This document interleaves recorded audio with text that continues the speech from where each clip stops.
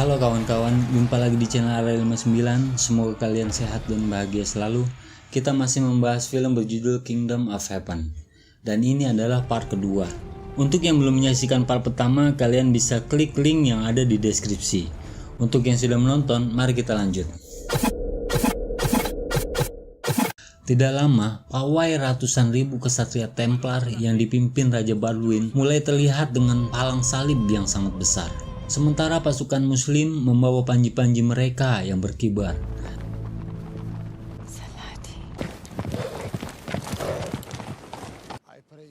Lalu Raja Baldwin dan Saladin bertemu. Raja Baldwin berjanji akan menghukum Reynald atas kejahatannya. Dan demi kedamaian, akhirnya Saladin dan Raja Baldwin sepakat untuk berdamai. Saladin menunjukkan kebaikannya dengan mengirim tabib untuk mengobati Raja Baldwin. Lalu mereka berdua menarik mundur pasukan masing-masing. Raja Baldwin memasuki kastil Kerak untuk menemui Reynald, lalu menahannya.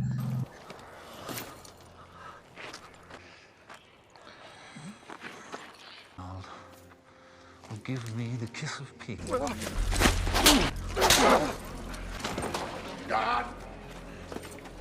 Reynald de Chatillon, you are arrested. I need you in Jerusalem.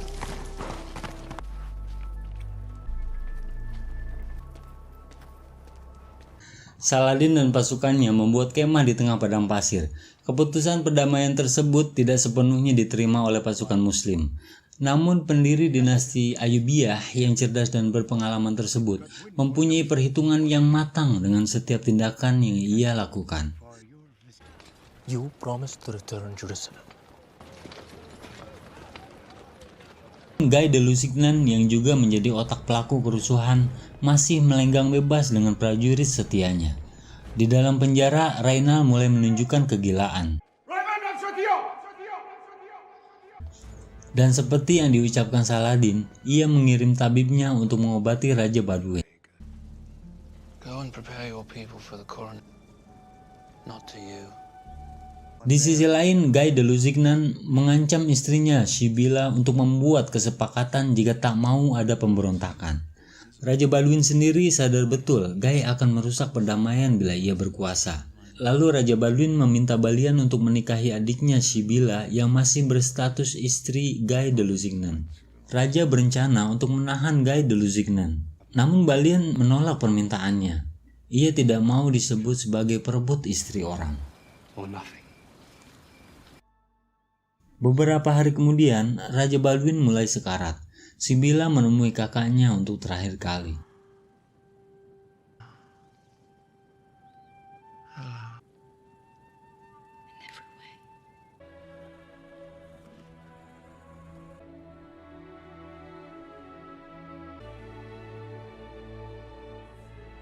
Sementara calon pengganti raja yaitu anak Sibylla ternyata juga mengidap penyakit kusta seperti Raja Baldwin. Dan akhirnya Guy dan Sibylla membuat kesepakatan. If my son has your knight, you have your wife. Beberapa hari selanjutnya, Raja Baldwin meninggal. Sibylla penasaran dengan wajah kakaknya yang selalu memakai topeng. Tampak wajah Raja Baldwin seperti berikut. Selanjutnya, putra Sibylla yang masih kecil diangkat sebagai Raja Yerusalem.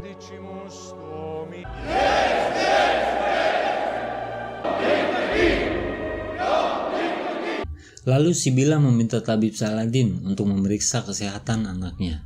Dan akhirnya diketahui bahwa putra Sibylla juga mengidap kusta seperti pamannya. Kingdom is worth my son alive in hell. Tidak sanggup melihat anaknya tumbuh besar dengan penyakit kusta, Sibylla menuangkan racun ke telinga putranya. Segera setelah raja kecil mati, Guy Lusignan memerintahkan 3 orang kesatria Templar untuk membunuh Balian.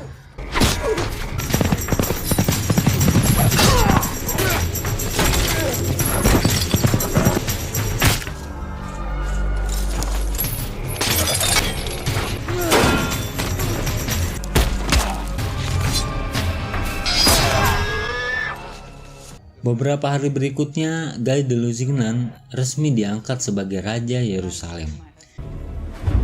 Long live the king!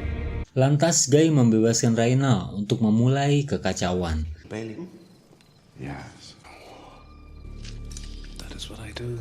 Reynald memulainya dengan membunuh dan membakar perkemahan kaum muslimin. Bahkan Reynald berani membunuh adik perempuan Saladin. Salahuddin Akhi.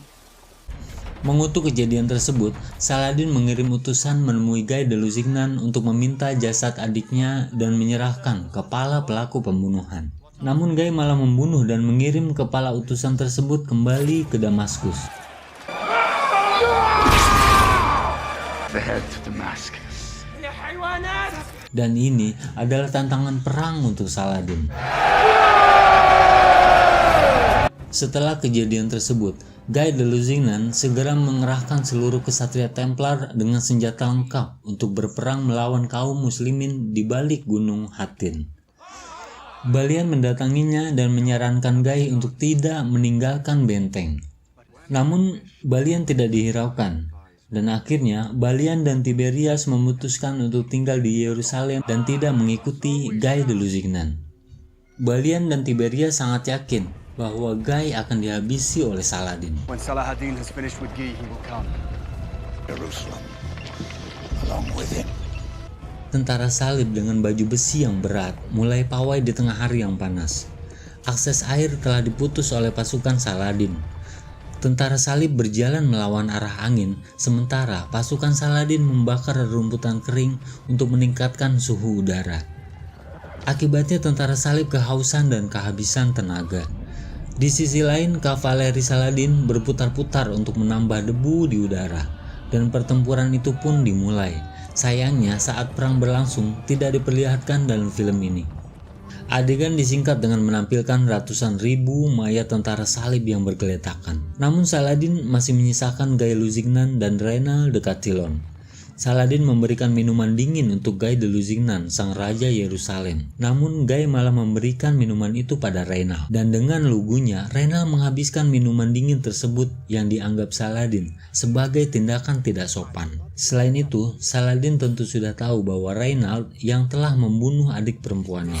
Saladin menyayat leher Reynald lalu memenggal kepalanya dengan pedangnya yang sangat terkenal.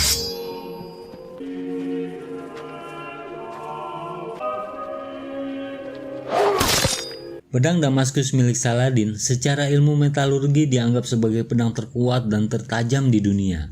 Bahkan ilmuwan modern mencoba menciptakan duplikatnya dengan kualitas yang sama namun gagal. Beberapa hari kemudian, Balian dan Tiberias mendatangi lokasi pertempuran. Tampak burung nazar tengah berpesta di sana. Disaksikan kepala Reynald de Chatillon yang ditancapkan di atas tombak. Setelah itu Tiberias dan pasukannya memutuskan untuk pergi ke Siprus. Dan Balian kembali ke Yerusalem untuk menyiapkan strategi melawan Saladin.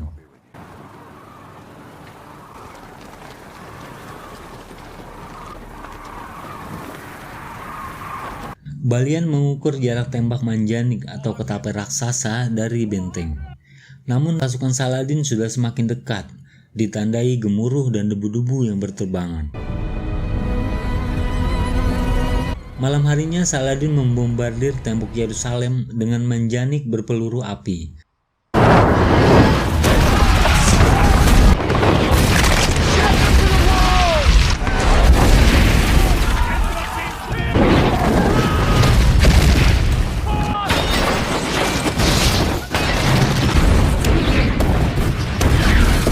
Saking banyaknya peluru api tersebut, terlihat seperti komet dari langit. Senjata manjanik ini mampu melontarkan batu seberat 150 kg dengan cepat dari jarak 500 meter.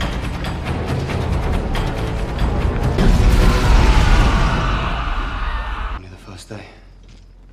There may be 100 more. We fight for the people, their safety and freedom.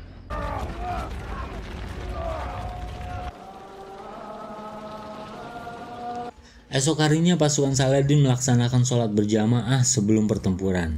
Mereka mengeluarkan Raja Yerusalem dengan tangan terikat di atas keledai. Pasukan Saladin membawa menara kayu untuk menaiki benteng Yerusalem. Ketika pasukan Muslim berjarak 400 meter, Balian mulai melontarkan manjanik.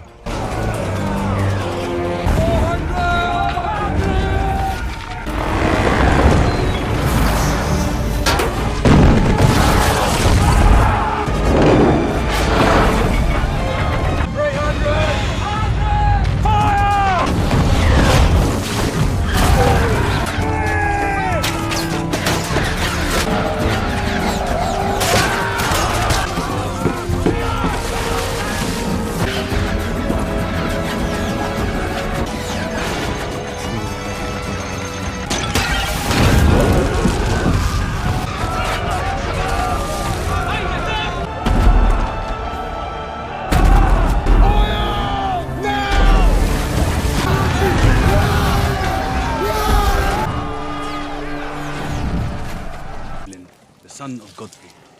Godfrey. I did not know he had a son. Yes, perhaps you should not have.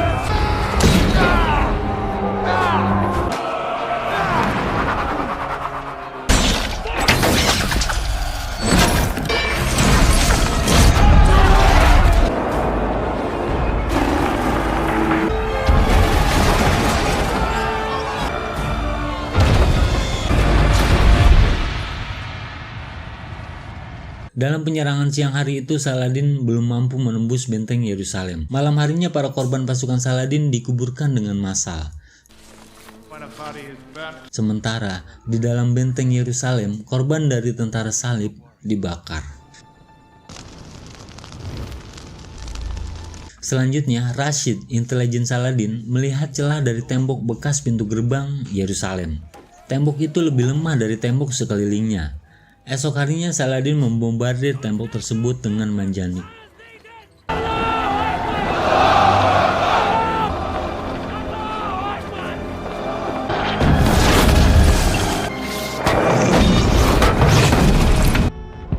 We can break this army here.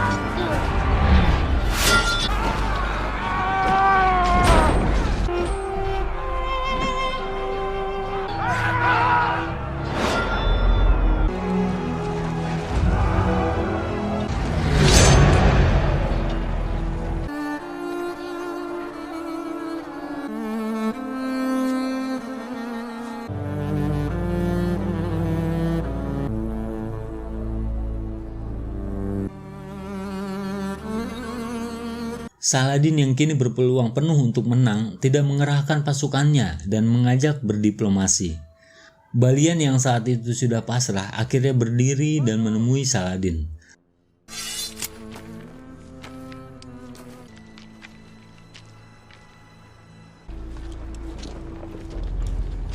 Will you yield the city? Saladin menjamin keamanan seluruh penduduk Yerusalem menuju daerah Kristen, termasuk orang tua, wanita, anak-anak, bahkan tentara salib.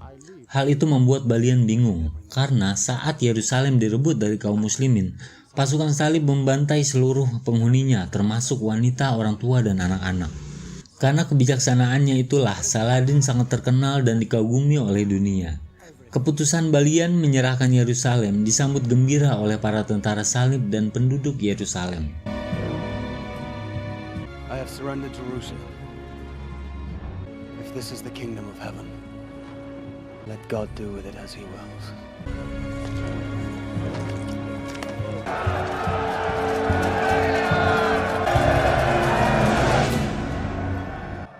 Your brother's kingdom was here. Decide not to be a queen, and I will come to you. Namun Guy Lusignan yang telah dibebaskan malah mengajak Balian untuk berduel. Dan mau tidak mau, Balian harus melayaninya. Balian mempraktekkan dengan baik jurus yang diajarkan ayahnya.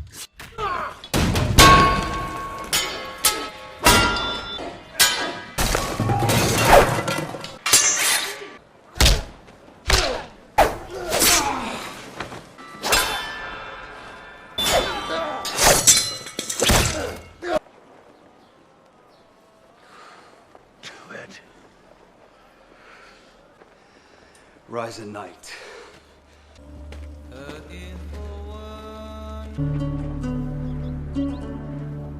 Sementara Saladin memasuki masjid yang sebelumnya adalah gereja. Setelah membersihkan tempat tersebut, Saladin sujud syukur di dalamnya.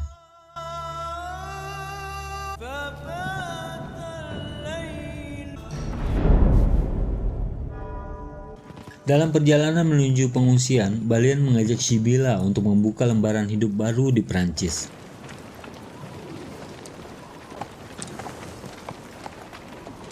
A queen never walks.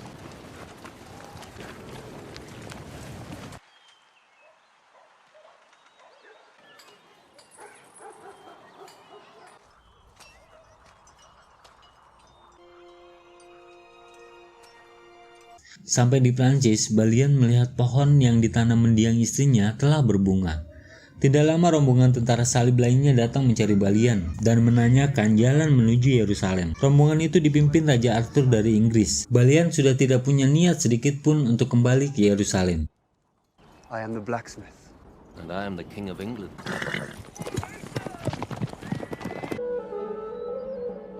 Ia sudah sangat muak berperang dan ingin menghabiskan hidupnya bersama Sibylla. Dengan begitu, cerita ini pun tamat. Akhir kata, semoga kita dapat mengambil pelajaran dari Saladin, pemimpin superpower namun tetap bijaksana dan rendah hati.